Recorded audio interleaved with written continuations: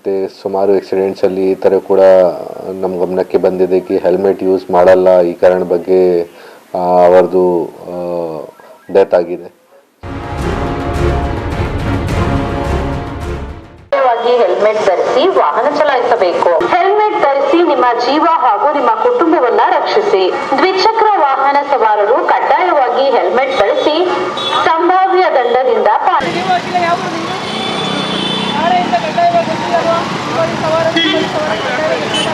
ನಾಳೆಯಿಂದ ಇದೇ ಕೆಲಸ. ಹೆಲ್ಮೆಟ್ ಹಾಕಲ್ಲ ಪೆಟ್ರೋಲ್ ಇರಲ್ಲ. ಹೆಲ್ಮೆಟ್ ಹಾಕಿಲ್ಲ ಅಂದ್ರೆ 5 ರೂಪಾಯಿ ದಂಡ ಬೀಳ್ತದೆ. Helmet compulsory. ನಾಳೆಯಿಂದ ಹೆಲ್ಮೆಟ್ ಇಲ್ಲ ಅಂದ್ರೆ 500 ರೂಪಾಯಿ ದಂಡ ಬೀಳ್ತದೆ.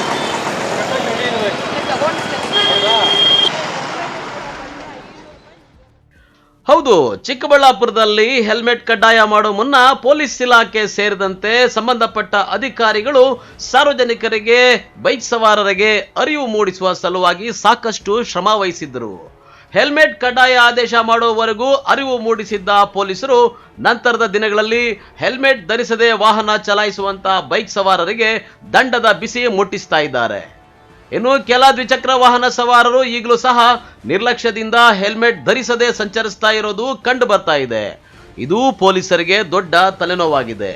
ಇನ್ನು ಕೆಲ ಯುವಕರಂತೂ ಪೊಲೀಸರಿಂದ ದಂಡದ ಬಿಸಿಯನ್ನ ತಪ್ಪಿಸಿಕೊಳ್ಳಲು ಸಿಕ್ಕ ಸಂದಿಗೊಂದಿಗಳಲ್ಲಿ ಸಹ ಸಂಚರಿಸಿ ಎಡವಟ್ಟು ಮಾಡಿಕೊಳ್ತಾ ಇದ್ದಾರೆ.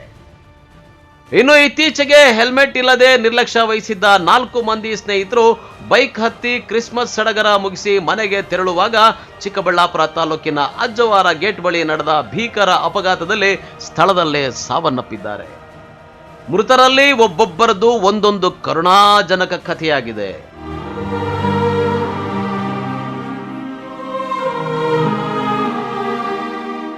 ಮೃತರಲ್ಲಿ ಇಬ್ಬರು ಸಹೋದರರಾಗಿದ್ದು ಕುಟುಂಬಕ್ಕೆ ಅವರೇ ಆಧಾರವಾಗಿದ್ದರು. ಆದರೆ ಹೆತ್ತ ಮಕ್ಕಳನ್ನ ಕಳೆದುಕೊಂಡ ಆ ತಾಯಿಗೆ ಇದೀಗ ದಿಕ್ಕು ಯಾರು? ಆಕೆಯ ಆಕ್ರಂದನ ನೋಡಿದ್ರೆ ಎಂತಹವರಿಗೂ ಕರುಳು ಹಿಂಡದೆ ಇರೋದಿಲ್ಲ. ಇನ್ನು ನರಸಿಂಹಮೂರ್ತಿ ಎಂಬ ಯುವಕ ಮದುವೆಯಾಗಿ ಕೇವಲ 8 ತಿಂಗಳಾಗಿದೆ ಅಷ್ಟೇ. ಹೆಂಡತಿ ಗರ್ಭಿಣಿಯಂತೆ. ಗಂಡನ ಸಾವಿನಿಂದ ಇಡೀ ಕುಟುಂಬ ದಿಕ್ಕು ತೋಚದಂತಾಗಿದೆ. ಒಂದೇ ಗ್ರಾಮದ, ಅದರಲ್ಲೂ ಒಂದೇ ಸಮುದಾಯದ 4 ಮಂದಿಯ ಸಾವು ಘೋರ ದುರಂತ ಎಂದರೆ ತಪ್ಪಲ್ಲ. ನಾನೆಲ್ಲ ಚಿಕ್ಕಬಳ್ಳಾಪುರದವ್ರಿಗೆ ರಿಕ್ವೆಸ್ಟ್ ಮಾಡ್ತೀನಿ, ನಾವೀಗ ಹೆಲ್ಮೆಟ್ ಕಂಪಲ್ಸರಿ ಮಾಡಿದ್ದೀವಿ, ಫಾಲೋ ಮಾಡಿ. ಅರ್ಲಿ ಮಾರ್ನಿಂಗ್ ದಯವಿಟ್ಟು ಈ ಮಂಜಲ್ಲಿ ಟ್ರಾವೆಲ್ ಮಾಡೋಕ್ಕೆ ಹೋಗಬೇಡಿ.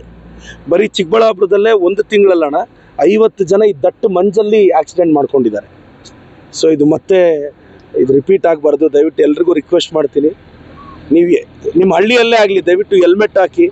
ಆಕ್ಸಿಡೆಂಟ್ಸ್ ಯಾರು ಬೇಕು ಅಂತ ಯಾರು ಹೋಗಿ ಗಾಡಿ ತಗೊಂಡೋಗಿ ಯಾರು ಹೋಗಿ ಗುದ್ಕೊಳ್ಳಲ್ಲ, ಹಂಗಾಗೋಗುತ್ತೆ ಅಷ್ಟೇ. ಪಾಪ ಕುಟುಂಬ ಸಮಸ್ಯೆಗೆ ಸಿಗಾಕೊಳ್ಳುತ್ತೆ. ನೋಡಿ, ಒಬ್ಬ ಹುಡುಗನಿಗೆ 8 ತಿಂಗಳಾಗಿದೆ ಮದುವೆ ಆಗಿ. ಆ ಮಗು BE 3rd ಇಯರ್ ಮಾಡ್ತಿದ್ದೆ ದೊಡ್ಡಬಳ್ಳಾಪುರದಲ್ಲಿ. ಪಾಪ ಮನೆ ಕುಟುಂಬದ ನೋವು ನೋಡೋಕ್ಕಾಗಲ್ಲ. ಸೊ ದೇವರ ಕುಟುಂಬಕ್ಕೆ ನೋವು ಬರೆಸೋ ಶಕ್ತಿ ಕೊಡಲಿ ಅಂತ ಪ್ರಾರ್ಥಿಸ್ತೀನಿ. ಮತ್ತು ಒಂದು ತಾಯಿ, ಅವ್ರಿಗೆ 2 ಮಕ್ಕಳು, 2 ಗಂಡು ಮಕ್ಕಳು, ಇನ್ಯಾವ ಮಕ್ಕಳು ಇಲ್ಲ. ಇತ್ತೀಚೆಗೆ ಅವರು ಗಂಡನನ್ನು ಕಳ್ಕೊಂಡಿರ್ತಕ್ಕಂಥ 2 ಗಂಡು ಮಕ್ಕಳು ಇವತ್ತು ಸಾವಿಗೀಡಾಗಿರುವಂಥದ್ದು. ಆ ತಾಯಿಗೆ ಹೇಗೆ ಸಾಂತ್ವನ ಹೇಳಬೇಕು, ಆ ದುಃಖ ಹೇಗೆ ಅವರು ತಡ್ಕೊಳ್ಳುವಂಥ ಶಕ್ತಿ ಆ ಭಗವಂತ ಕೊಡ್ತಾನೆ. ನಿಜವಾಗಿಯೂ ಕೂಡ ಈ ಒಂದು ದೃಶ್ಯ ನೋಡಲಿಕ್ಕೆ ಆಗ್ತಾಯಿಲ್ಲ. ಭಾಳಷ್ಟು ಮನಸ್ಸಿಗೆ ಘಾಸಿಯಾಗಿದೆ. ಮಾತಿನಿಂದ ಹೇಳಲಿಕ್ಕೆ ಸಾಧ್ಯ ಇಲ್ಲ. ಇದು ಅಷ್ಟು ನೋವು. ಇವತ್ತು ಅಜ್ವಾರ ಗ್ರಾಮದಲ್ಲಿ ಶೋಕದ ವಾತಾವರಣ. ಇನ್ನು ಈ ಭಾಗದಲ್ಲಿ ಟಿಪ್ಪರ್ಗಳ ಹಾವಳಿ ಹೆಚ್ಚಾಗಿರೋದು, ಅದಕ್ಕೆ ಕಡಿವಾಣ ಹಾಕೋದ್ರಲ್ಲಿ ಅಧಿಕಾರಿಗಳ ನಿರ್ಲಕ್ಷ್ಯ ಎದ್ದು ತೋರ್ತಾ ಇದೆ. ಈ ಅಪಘಾತದಲ್ಲಂತೂ ಟಿಪ್ಪರ್ ಚಾಲಕನ ಅತಿ ವೇಗ ಒಂದು ಕಾರಣವಾದ್ರೆ, ಮತ್ತೊಂದು ಕಡೆ ಕ್ರಿಸ್ಮಸ್ ಸಂಭ್ರಮದ ಗುಂಗಿನಲ್ಲಿದ್ದ ಯುವಕರು ಸಂಚಾರಿ ನಿಯಮವನ್ನ ಉಲ್ಲಂಘಿಸಿ ಹೆಲ್ಮೆಟ್ ಕೂಡ ಧರಿಸದೆ ಬೈಕ್ನಲ್ಲಿ 4 ಪ್ರಯಾಣಿಸಿ ಮಾಡಿಕೊಂಡಿರೋ ಸ್ವಯಂಕೃತ ಅಪರಾಧ ಅಂದ್ರೆ ತಪ್ಪಾಗಲ್ಲ.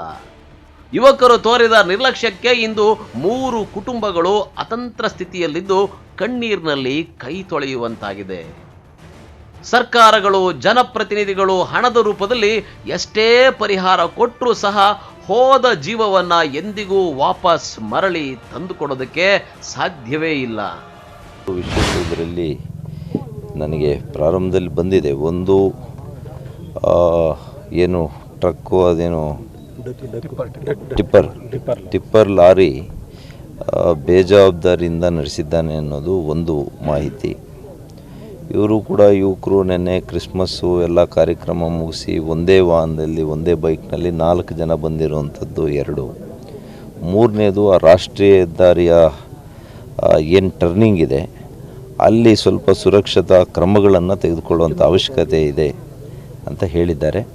ಈ 3 ವಿಷಯಗಳ ಮೇಲೂ ಕೂಡ ನಾನು ಅಧಿಕಾರಿಗಳ ಜೊತೆ ಮಾತನಾಡಿ ಕ್ರಮವನ್ನು ತೆಗೆದುಕೊಳ್ತೇನೆ.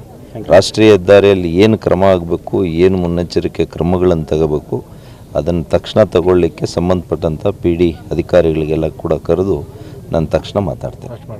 ಚರ್ಚೆ ಮಾಡೋದಲ್ಲ, ನಾನು ಔಟ್ ಆ್ಯಂಡ್ ಔಟ್ ನಾನು ವಿರೋಧ ಮಾಡ್ಕೊಂಡೇ ಬರ್ತಿದ್ದೀನಲ್ಲ. ನನಗೆ ಯಾವನಿಂದ ಏನಾಗಬೇಕು?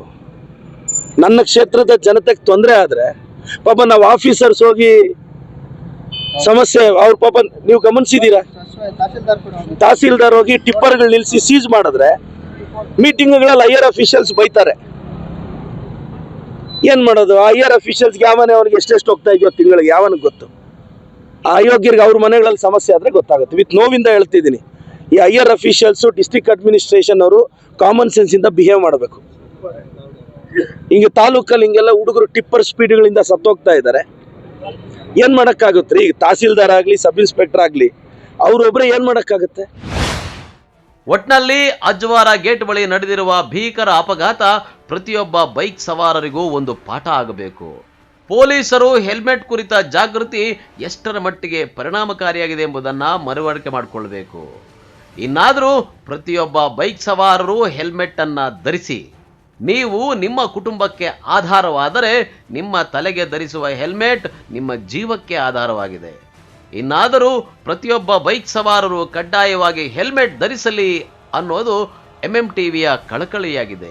ಮತ್ತು ಸುಮಾರು ಆಕ್ಸಿಡೆಂಟ್ಸಲ್ಲಿ ಈ ಥರ ಕೂಡ ನಮ್ಮ ಗಮನಕ್ಕೆ ಬಂದಿದೆ ಕಿ ಹೆಲ್ಮೆಟ್ ಯೂಸ್ ಮಾಡಲ್ಲ, ಈ ಕಾರಣ ಬಗ್ಗೆ ಅವರದು ಡೆತ್ ಆಗಿದೆ. ಸೊ ಡೆಫಿನೆಟ್ಲಿ ಹೆಲ್ಮೆಟ್ ಯೂಸ್ ಮಾಡ್ತಾರೆ ತೋ ಅಟ್ಲೀಸ್ಟ್ 50% ಆಕ್ಸಿಡೆಂಟ್ಸಲ್ಲಿ ಫೆಟಲ್ ಆಕ್ಸಿಡೆಂಟ್ಸ್ ಏನಾಗ್ತಾ ಇದೆ ಅದು ನಮಗೆ ಲೈಫ್ ಸೇವ್ ಮಾಡೋಕ್ಕೆ ಆಗುತ್ತೆ. ಆಕ್ಸಿಡೆಂಟ್ಸಲ್ಲಿ ಈ ಥರ ನಮ್ಮ ಒಂದು ಅನಾಲಿಸಿಸ್ ನಾವು ಮಾಡಿದ್ದೀವಿ. ಈ ಕಾರಣ Lakshminarayan, MMTV news bureau, Chikkaballapur.